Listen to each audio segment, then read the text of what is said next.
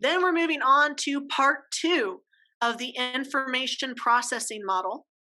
Okay, and storage deals also with part 2 of the Atkinson-Shiffrin model, which is short-term memory storage and long-term memory storage. Remember that encoding is when you pay attention and then you rehearse it in hopes of moving it into storage. So in order to get to step 2, you need to do encoding. Okay, now for this, I have some memory tests. So what I want y'all to do for the remainder of the class, we've got about 10 minutes. If you go into Schoology and click on Unit 5, underneath the video by Hank Green, there's Memory Test Warm-Up 1 and Memory Test Warm-Up 2. I want you to complete those memory tests. Okay, so we left off with the last class going over those warm-up activities where it tested your memory, your short-term memory, whether or not you had to rehearse information to hold it longer or to chunk the information to hold it longer, and the digit span that you had, which is going to be 7 plus or minus 2. So real quick, we're going to do a review of how do we make our memories. Well, first we have to pay attention. We have to pay attention to our sensory memory or our working memory. And there's 2 types of sensory memory. You have the visual and the auditory. What do we call those? Visual and auditory sensory memory. Are they 2 of your 6 senses? Yes, but those 2 senses are specifically iconic and echoic. Good. Icon for vision, okay, and echo for sound. Which one lasts longer? Yeah, good, Sam. Echoic. Okay, echoic can last 3 to 4 seconds before it dissipates and disappears. Iconic can last for tenths of a second before it disappears. Remember, that's when we had the memory trace where you see that after image on the slide before all of it disappears. In order to move that into storage, into short-term memory, you have to rehearse it. Now that can be automatic encoding or effortful encoding. Automatic encoding is more situational. Like if I asked you, what did you eat for breakfast this morning? You didn't sit and study with with note cards saying, okay, bacon, eggs, cereal, right? Or nothing. I eat sadness for breakfast when I wake up, right? You didn't have to study and actually record it in your mind. It was just automatic. You're like, yeah, let me think for a second. I had cream of wheat or I had a bagel, right? That's automatic, implicit. Effortful encoding is when you actually have to try to remember something. So studying your ID terms, you may use Quizlet or you may use your term list that you've written out in studying for a quiz. That would be effortful. Okay, and it's through that encoding. You have 2 different encoding senses. You do the initial encoding and then you encode it again to move it into storage. That is the next step. So we first move it into short-term memory, which is limited to 7 plus or minus 2 digits of information, which we can chunk similar information together to increase our digit span, and then eventually can move into long-term memory, which is potentially limitless.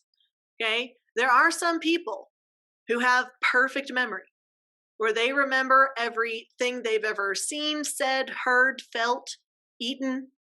Okay, they don't even have to think about it too hard. They're just like, yeah, on November 12th, I did this and I said that and I was wearing this and it was cloudy that day. Okay, so long-term memory is potentially limitless, but for the most part, very few people don't have that kind of memory. That kind of memory would be like a nightmare to me. I already still stay up at night thinking of like, oh, that time I embarrassed myself in 4th grade. Like, what if I had like picture perfect movie style memory? That would not be ideal. Never get anything done. Okay, this video is available in the Schoology page. Remember that asynchronously you should be watching those videos as a review. But let's move on to short-term memory. Remember that George Miller came up with the digit span. How much we can hold in short-term memory at a time. And that is 7 plus or minus 2. 7 minus 2 is 5. 7 plus 2 is 9. Okay, and we can chunk that information. For instance, in our example that we had earlier in the lecture, we had like 12 or 1, 2, 7, 1, 9, 4, 1, 2, 0, 0, 1. Okay, but then after 5 to 9 numbers, except for Anne, y'all forgot the rest of that list. But then we chunked it into 7 dates. Does anyone remember those dates? I've already listed some of them. Do you remember any of those historical dates? Oh, Tucker's like, I got it. Close, 1776. Okay, good. 1492, 1863, 1914, and 1963, I think is the only one I see missing from y'all. Now, with the chunking, okay, rather than remembering 31 separate digits, we are able to use semantics. We are able to use meaning in order to remember 7 different dates: 1, 2, 3, 4, 5, 6, 7. Okay, that enabled y'all to remember all 31 of those digits rather than just the 5 to 9 that we would see if we put them all together in one continuous row. Okay, and Anne even used that chunking in that she created 3 different layers, 3 different lines in order to do that same thing. Now, which part of the brain, which part of the limbic system deals with memory? Isn't it the hippocampus? It is the hippocampus. Okay, so y'all, these units in the curriculum build upon each other. You can't talk about the unit on learning with behaviorism without the biological unit. You can't talk about cognitive psychology without knowing about the parts of the brain and the functions of the parts of the brain. Okay, so make sure that you're doing a review of that information as we move forward in the units. Any questions so far? All right. So, short-term memory. This is very brief, but it does last longer than sensory memory. Remember, sensory memory can last tenths of a second to a couple of seconds. Short-term memory can last up from anywhere from 30 seconds to 20 minutes. It just depends on how much you're rehearsing it or what are the incentives for keeping that in your memory. Working memory is a part of short-term memory. This is the part that is dealing with immediately what we're paying attention to. And this can hold information longer than a memory trace. Okay, so once the sensory information fades, by using your working memory, you can rehearse the information for up to 30 seconds to keep it in your mind. So let's say, for instance, you get hit by a driver and they drive off. They try to leave the scene. You may start paying attention to what the car looks like or what the license plate is. All right. Now, are you going to memorize that in order to move it into your long-term memory forever? No. Once you get some numbers off that license plate, you're going to start looking for a piece of paper and a pencil to write it down. Once you write that information down, do you keep rehearsing it? No, you get rid of it. You don't need it. You need to clear out that space for other stuff that's more important. Okay? So this is temporary. Okay? Once you form those neural connections, you can either strengthen them or you can discard them. Okay? If you continue repeating the information, that neural connection increases and it becomes permanent, thus moving into long-term memory. If you stop repeating the information, it disappears. Okay? Just like if you're trying to get that license plate number, if you write it down, poof, it's gone. Okay? You no longer need to focus on it. This is going to move us over from the information processing model, which is step 1, encoding, step 2, storage, and step 3, retrieval, to the Atkinson-Shiffrin model, also known as the multi-store model, which has 3 steps. Number 1 being sensory memory, which remember is echoic and iconic. It can be effortful or automatic. It holds impressions very briefly and it disappears very quickly. That memory trace disappears. Then you have short-term memory, which you can use chunking to help increase the amount of information you can hold in your short-term memory. But again, it is vulnerable to interference or interruption. Okay, if you're trying to think like, okay, I need to go to the kitchen, but then something distracts you on the way to the kitchen, you may forget what you went to the kitchen for. How many of you have ever done that? You walked into a room and you're like, why did I do that? Yeah. Okay, that's from interference with your short-term memory. Okay, you forget because something else distracted you. Okay, then if you practice short-term memory enough time or you rehearse that information, it gets moved into long-term memory, which is potentially limitless. Okay, but in order to move information into long-term memory, it needs to be encoded and rehearsed, sometimes multiple times or over a period of time. Good so far? All right, so how do we move it from short term to long term? Beyond just the initial encoding, you have to encode again. Encoding is the process of moving into step 2, okay? Encoding and then step 2, storage, before it goes into step 3 of retrieval. Your short term memory disappears if you don't repeat the information. You have to rehearse it and repeat it if you want those neural connections to become strengthened through the process of long-term potentiation.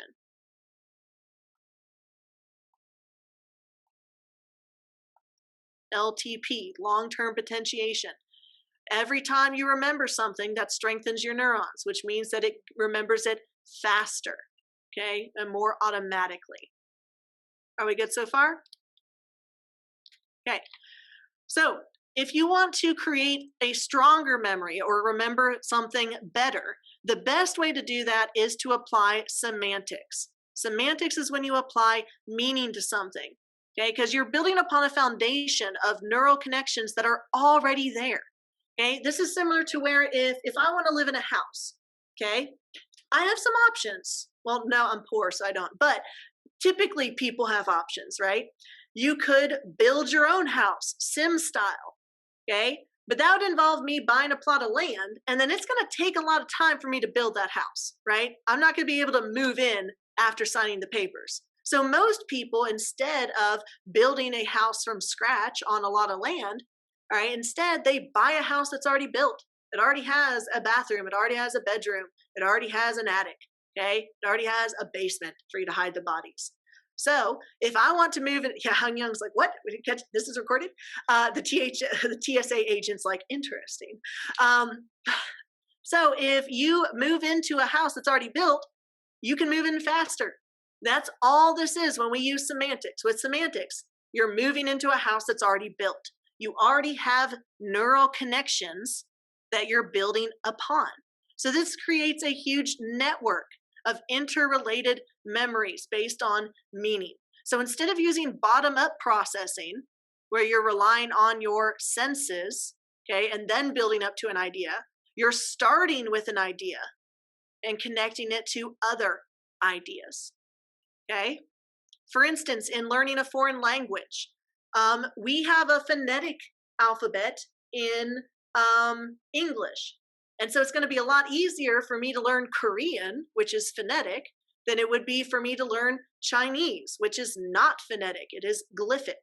Or if I'm learning Spanish, y'all, Spanish is going to be a lot easier for me to learn than Mandarin because there are some cognates in Spanish that are similar to words in English.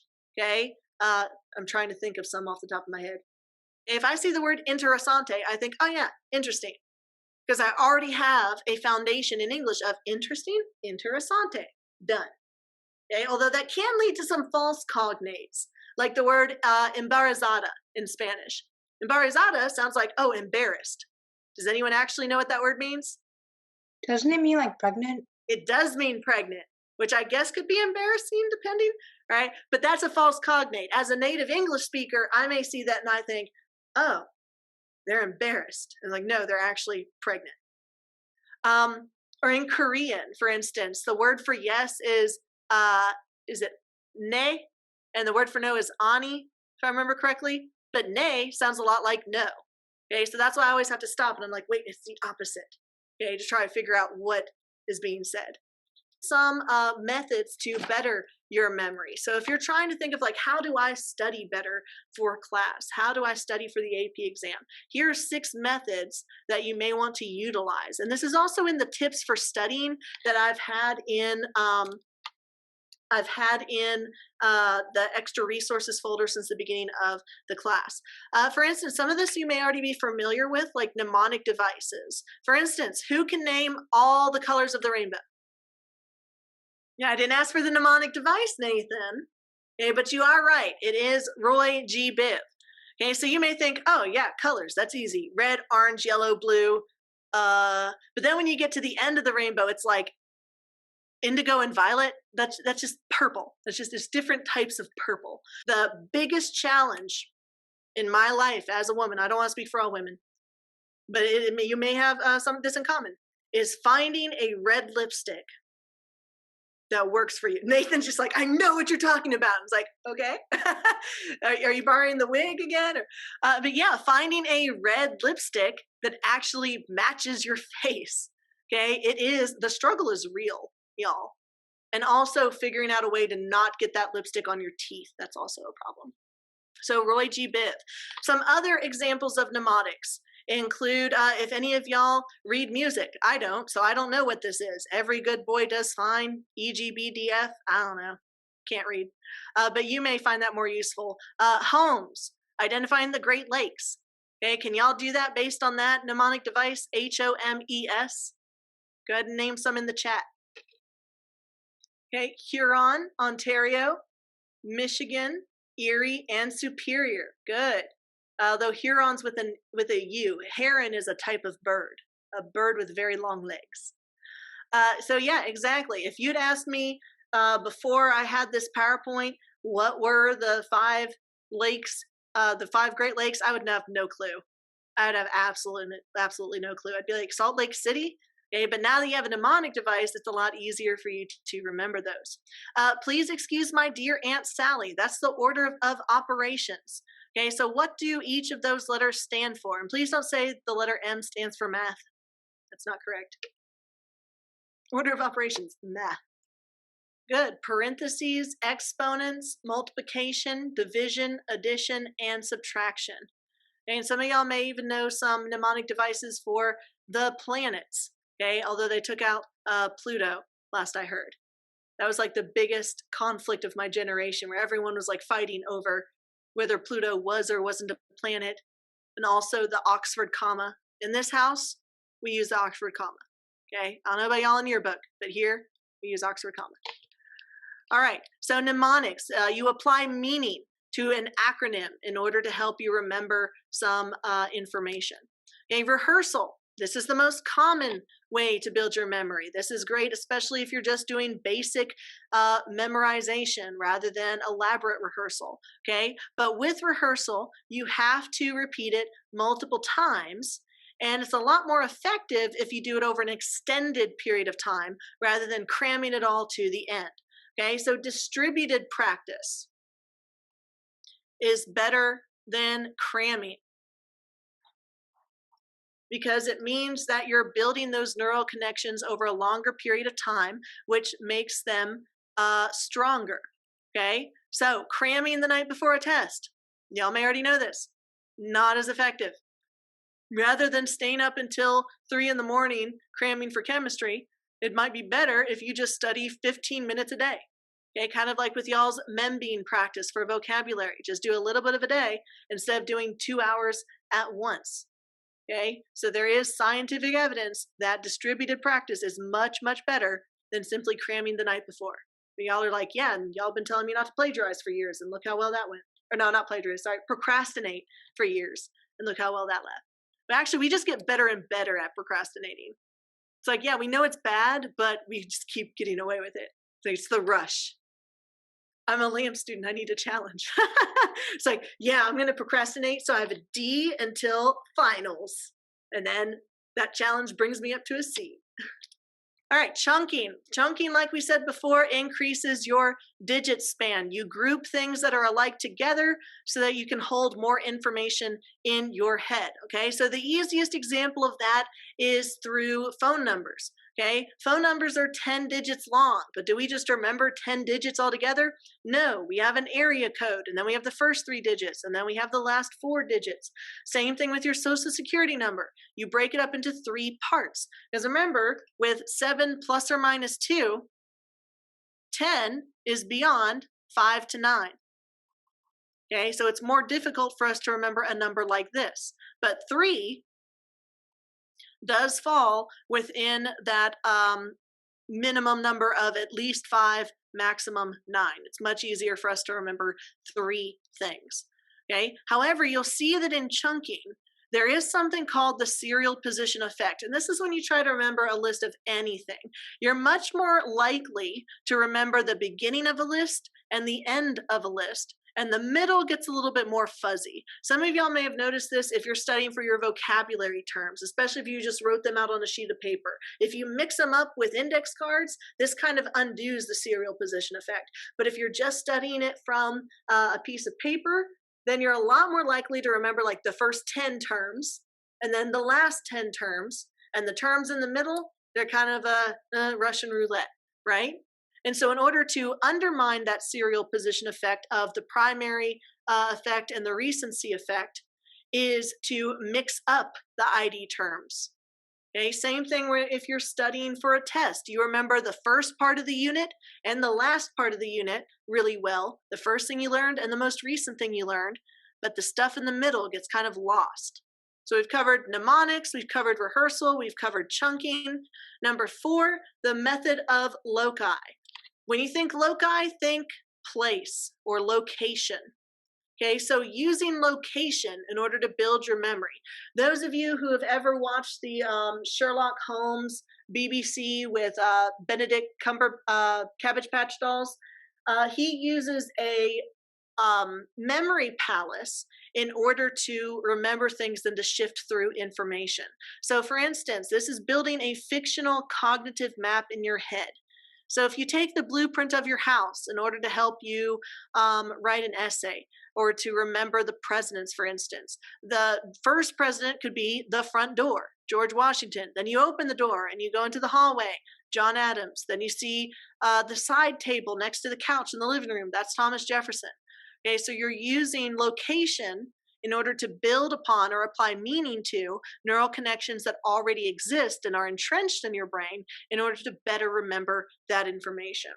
Now, I'm not a particular fan of this method of memory because it's never really helped me much because I don't see things in my head, okay? But if it works for you, then by all means, make it visual.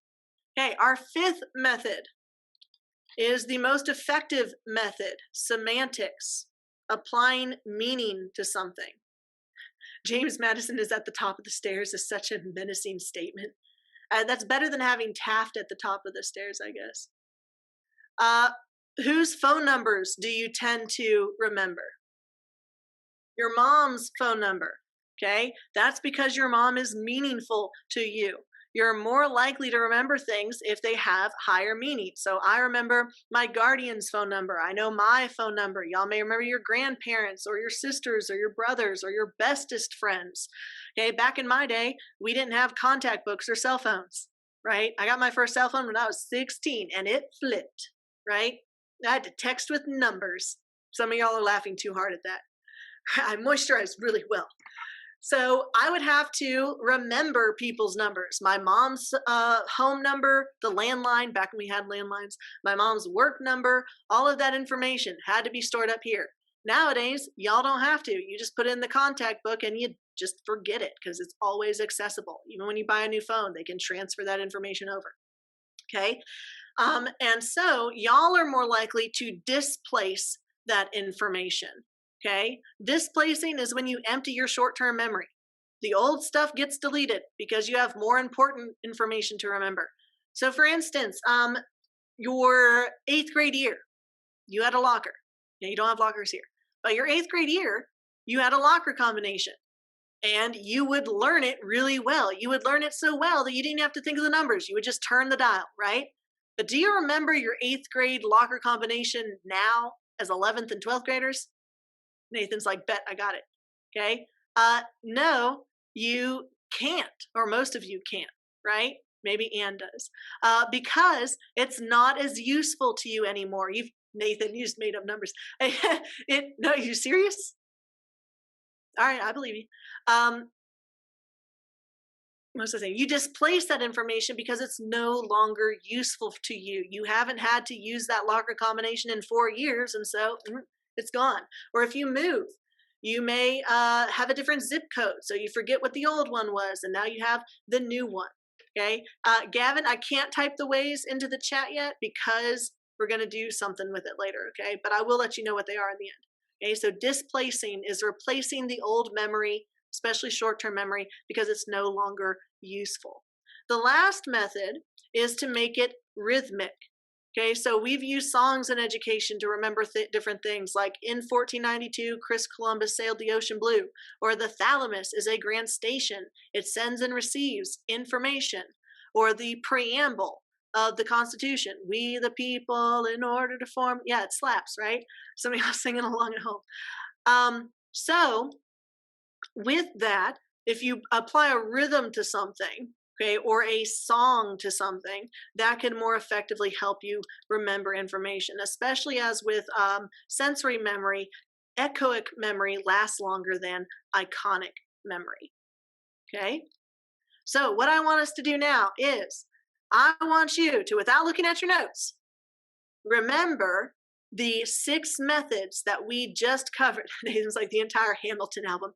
What did I miss? I turned on the news yesterday at like 1 o'clock. I couldn't work the rest of the day.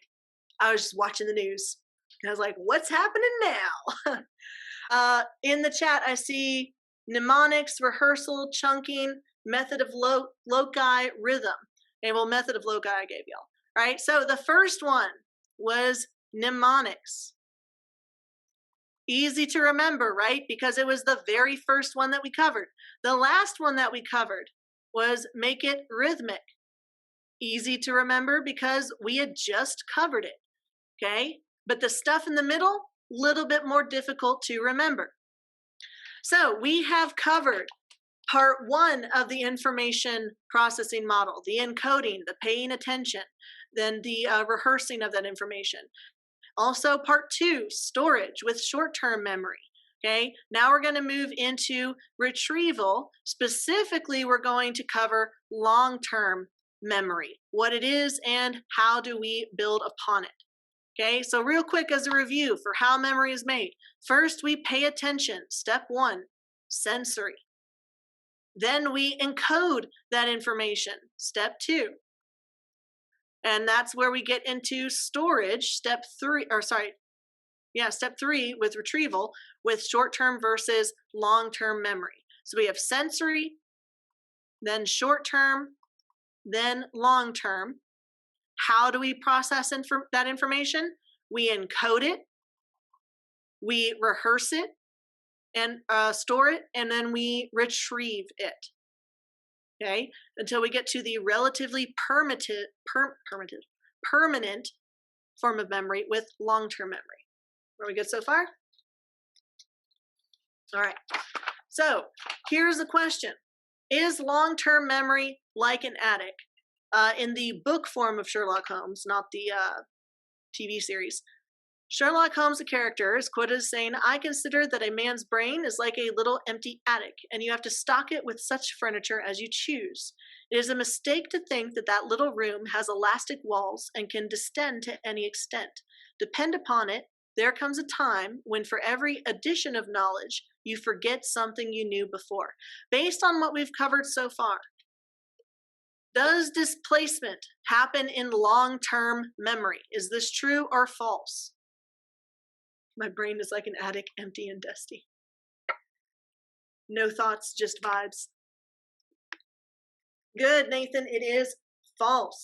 Okay, there is no evidence that displacement happens in long-term memory. Long-term memory is potentially limitless. And it kind of makes sense, right? Like you may not remember every single thing ever at that very moment, but there could be something that cues your memory or reminds you of something. Just because you're not thinking about your cat every single minute of the day doesn't mean that you forgot about the existence of your cat, right? You have object permanence at this point. But there are some people who we can study as having permanent memory, permanent long-term memory of everything they ever experience. Okay, so I would highly recommend watching this 60 minutes video that's posted in Schoology about this exact topic in the chat. What about eidetic memory? Eidetic memory is that permanent memory, particularly visual memory, where they're able to recall something. Like if they see a picture of the map of the world, they're able to recall that as it is in their brain, like call to consciousness. Like there are some people who, and y'all, a perfect memory isn't a substitute for intelligence, because y'all know that memorization is not the same as being smart, right? So they can memorize all of this information, but applying it is a higher order skill. So it's not like everyone with perfect memory is going to become a nuclear scientist, right? So for instance, if they're taking a test, if they're taking a just straight up recognition test, like a multiple choice test, they may remember, oh, on page 212 of the AMSCO book, that bolded word was audiencias, and that's 12 to 15 judges that supported the viceroy and were the highest judicial body in the New World. All right, now, they could bring up the page and see it and read it, not in front of them, but in their head. Okay, and some of y'all may have some of that a little bit where you're like, okay, I remember the page number, but I don't remember the word. I don't remember anything useful from that. Okay, that's the type of eidetic memory that we're talking about. I actually realized fairly recently that I don't, okay, so people see things different ways. How many of y'all can see things in your head? Like if you thought about what something looked like, you can see it. Yeah. Yes, some people nodding. I cannot. So how many of you can't see it? Nobody? Okay, just me. Sorry, brain broke. Yeah, so I can't see images. If someone like was like, oh, bring up an image of your cat Jimmy. Like I know what a cat looks like, but I can't see his face in my head. Okay, so just how different that works. But that's a good question, Gavin. Okay, so how does long-term storage occur? Well, first we go through long-term potentiation, shortened to LTP. Okay, this is when we strengthen the connections between neurons through repetition, through rehearsal. When we first encode something, neurons start connecting, and that connection can either be strengthened or it can dissipate depending on what we do with the information. Okay, this process is automatic sometimes.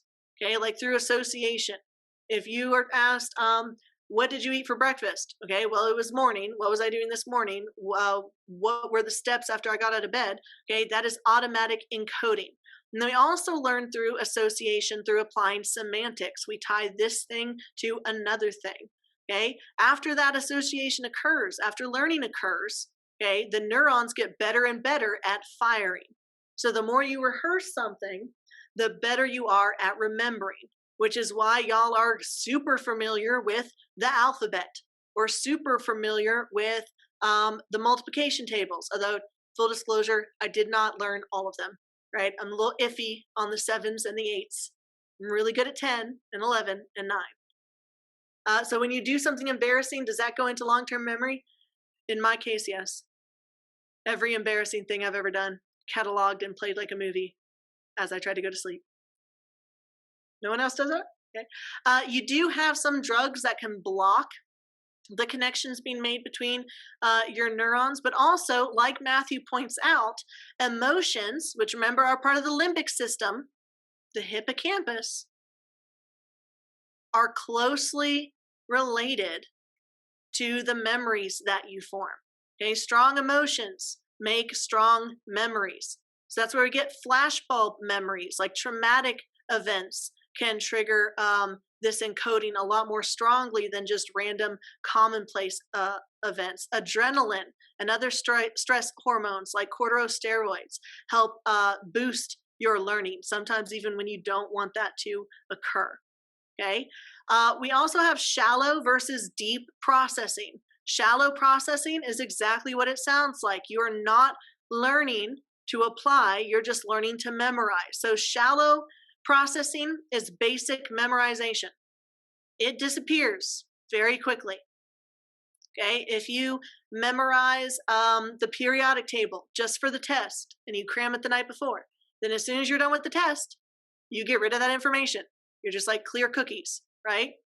Until the final comes along and you're like, ah, snap. Okay, deep processing is elaborate rehearsal, meaningful rehearsal, where you link new information with information that you already know. By making those connections to yourself or to real life events, you help move things into long-term memory. Okay, so that's why in class I often refer to memes or events that are occurring in real life so that you can better recall that information. For instance, there was something, I forget even how we came up with the talking about it, but we were talking about on the 1st of January, Mitch McConnell, no, it was the 2nd of January, Mitch McConnell's house was vandalized.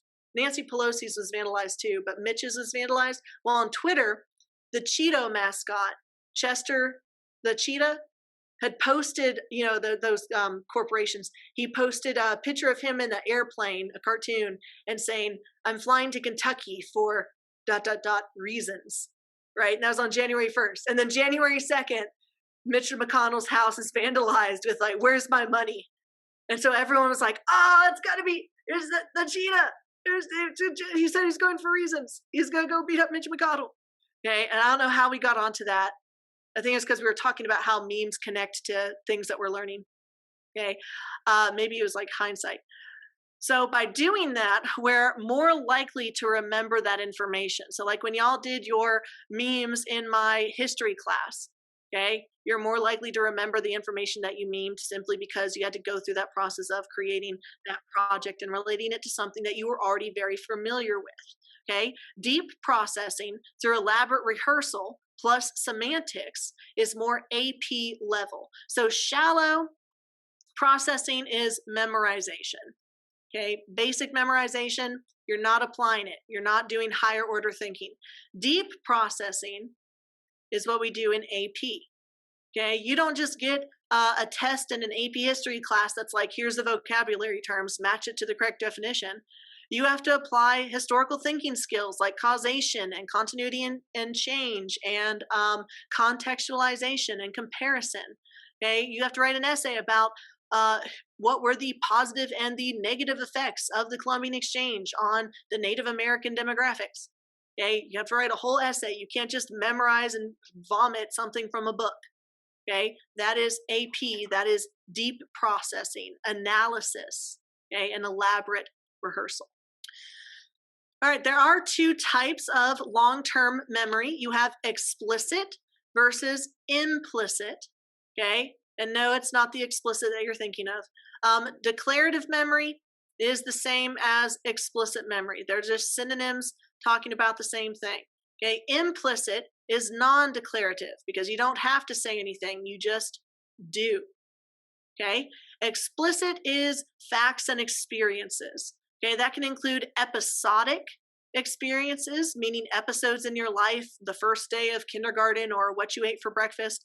Semantic refers to facts. So if you know who the first president of the United States is, that's semantic. That's not something you had to experience for yourself. And that is effortful processing in most cases. So if you're trying to remember semantic facts, then you're going to be using effortful processing. Okay, implicit is different. This is procedural, often skill memory or muscle memory. Knowing how to tie your shoes, that's implicit. Knowing how to ride a bike, knowing how to throw a ball. Okay, muscle memory. You don't have to declare it. You don't say, "Oh, I know how to tie my shoes." You simply do it. You show it. And that is more automatic processing, and it can last for extended periods of time. Does anyone need this slide before we move on? Okay. So first, the type of explicit memory. Flashbulb memories are emotional memories where you have a what is considered very clear memory of what happened during that event. Although flashbulb memories aren't actually as accurate as people assume them to be. Like eyewitness testimony has been proven to be ineffective by Elizabeth Loftus. We often are suggested to remember things a different way than what they actually happen. So don't think that, oh, flashbulb memories, that means that everything is 100% accurate for what happened. Okay, it's just that either a historically significant memory or a traumatic memory from our stress hormones is better encoded in our brains because of the presence of that adrenaline and those hormones. For instance, 9/11, I was in fourth grade, but I don't really remember much of that event because as a fourth grader, I didn't know why it was important. Yeah, I do remember Michael Jackson's death. I remember when that happened and where I was, or the death of John Paul II, the Pope. Okay, those are the events where it's like, oh, it stays in your mind. I don't think y'all were alive during 9/11, were you? Yeah, no. So this, not a flashbulb memory for y'all. Okay, you didn't even exist then. I saw something funny online the other day where someone, Sam's like, I'm an egg. Someone was getting ID checked at a gas station. They were buying alcohol, and the person said to them like, "Oh, I know you're good because you got a 1 in your birth year." And there's like, wait a minute. That's right. If you're born in 1992 or 1999, you're all officially 21. 2020 has begun. Now, from now on, they start with their birth year in the 2000s. That's the ones they got to ID check. If they see that ID and they see a 1 at the beginning of the year, they're just like, okay, old. And I was just like, oh, God. All right. Then with episodic memory. This is memories that are specific to your life, like your wedding day or your baptism or your first day of school. Okay. Episodic memories are going to be different for different people. Okay. Flashbulb memories, that could be an episodic memory, like if you were held at gunpoint and robbed. Okay. That could be both flashbulb and episodic. Okay. But typically can include good things as well. Okay, and the way I remember episodic memory is I use semantic memory. I think, oh, episodes of a TV show, events that occurred. Okay, episodic episode, episodes of my life. Semantic knowledge is just knowledge that you know, like facts. Okay, what semantic knowledge is indicated here? I saw Tucker said it. The mitochondria is the powerhouse of the cell. Okay, who's the first president of the United States? That's semantic memory. What is this called? Between neurons. The synapse. The synapse or the synaptic cleft. Yeah, all of those are facts that you learned in school. Okay, so y'all take a minute and in the chat, first list a flashbulb memory that you have, then an episodic memory example for you, and then a semantic memory. Go ahead and give a personal example for each of those. Now moving on to other types of memory, not just the immediate short-term, long-term, episodic versus semantic. We also have prospective memory. So when I think prospective, I mean looking forward, and retrospective memory. Retro meaning in the past. So prospective memory is you remembering to do something in the future. These can be tasks that are habitual, like brushing your teeth. You brush your teeth when you go to bed at night, or when you wake up in the morning, or maybe after each meal. So it's not specifically a time-based event. There's also event-based tasks, like you wash your hands every time you use the restroom. Okay, so this isn't something that's just habitual, it's something that you do after a specific event, i.e. using the facilities. And then lastly, we have time-based tasks. So at the beginning of the month, the first of the month, y'all are going to learn this soon, you have to pay rent. Okay, the rent is always due at the beginning of the month. So that's based on time rather than an event happening or a habit forming. Another example of that is when you get your paycheck. Most employees get paychecks every 2 weeks. Some employees, like teachers, get one paycheck a month. So that could be time-based as well. So for instance, remembering, oh, I need to pay rent today. Today's the last day before I incur a late fee. That would be prospective memory. Retrospective memory is remembering something you've already done. So for instance, if you're trying to think, what do I have for homework tonight? Oh, well, that smart book is due tomorrow. Wait a minute, I already did that smart book for this unit, so I'm good on that. Let me go ahead and cross it off of my list. Okay, so something you've already done in the past. In addition to those types of memory, there's also types of forgetting. Just like with prospective and retrospective, okay, we can use those roots, okay, those stems, those prefixes, in order to apply semantic learning. So retrograde amnesia means being unable to remember the past, and anterior grade amnesia means being unable to form new memories after damage occurs, particularly with the hippocampus. So like with retrograde amnesia, think like Finding Nemo. Okay, Dory experienced some level of retrograde amnesia. She was unable to recall events from her past. Now she could recover some semantic and implicit memory, like she remembered how to swim, she remembered how to speak English and how to speak whale, she remembered how to read when she read Escape, right? And that, I think, was an underwater sub that had sunk. Okay, but she cannot remember who her family is, where she came from, right? So she can have some semantic and implicit memory, but not episodic memory. In this type of amnesia, the hippocampus is undamaged. Okay, that's in contrast to what we see with anterior grade amnesia. With anterior grade amnesia, you lose memories moving forward from the time of the accident.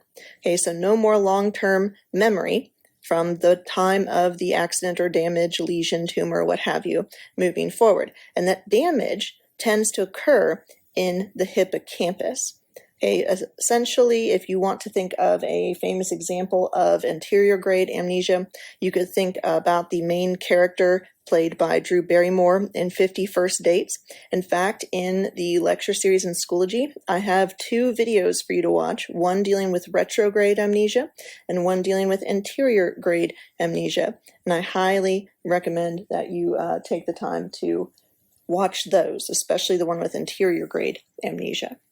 So, like we stated before, okay, this chart indicates that memory that you may lose or may still have at the point of a brain injury. Okay, so with retrograde amnesia, as you can see, the lost memories occurred in the past. They're faded out in gray on this chart. With anterior grade amnesia, okay, new information cannot be encoded into the hippocampus because the hippocampus sustained some kind of damage. Okay, I do have an example of somebody who has both types of amnesia. In fact, he is a case study for the worst case of amnesia in recorded history thus far. So I'd highly recommend that you watch the video on Clive Waring. It's only like 2 minutes.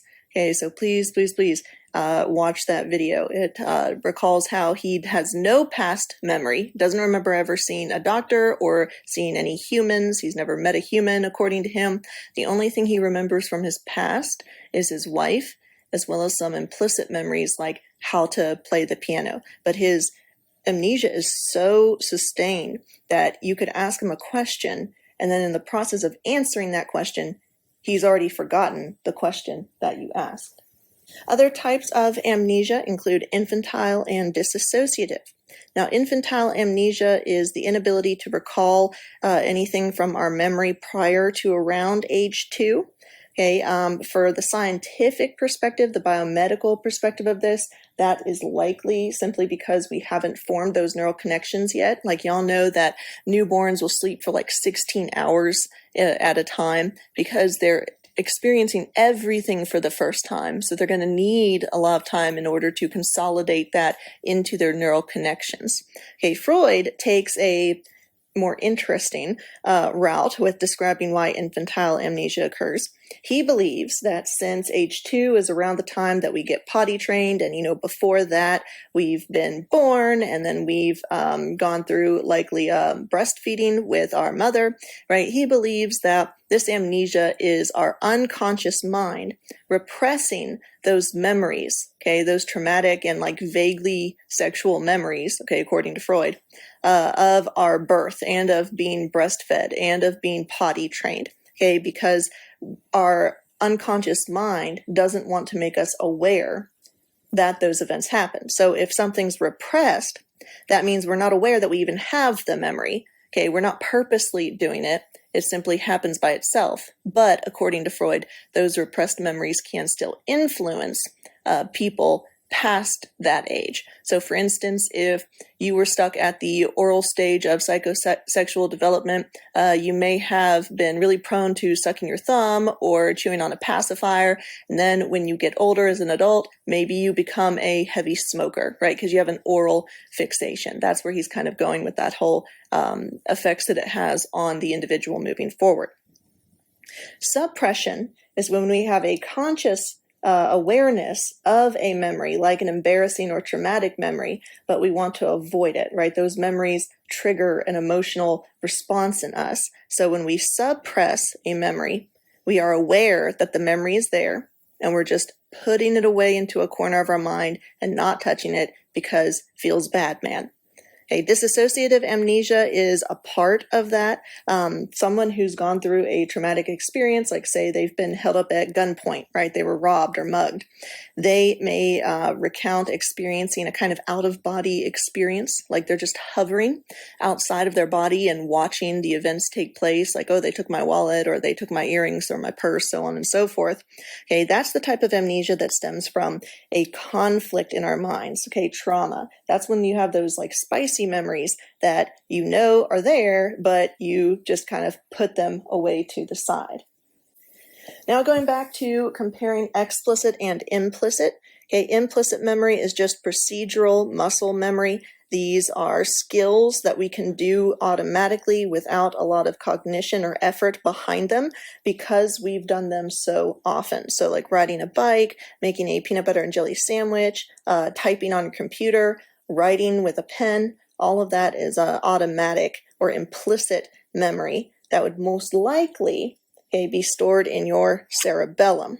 Okay, the cerebellum, as you know, is at the base of the brain in the brain stem. It's kind of like a mini brain, and it helps to coordinate movement and balance. This is part of the reason why the substance alcohol has such a heavy impact on the cerebellum, okay, because it can cause issues with that balance and moving and being able to walk in a straight line. But in addition to it impacting your physical movement, alcohol can also negatively impact your memory retrieval. Okay, so that's why you may see in like movies like, what's a famous movie, like The Hangover, right? They may have no recollection of what happened the day before because of the impact that alcohol had on their hippocampus, as well as the impact that it had on their cerebellum.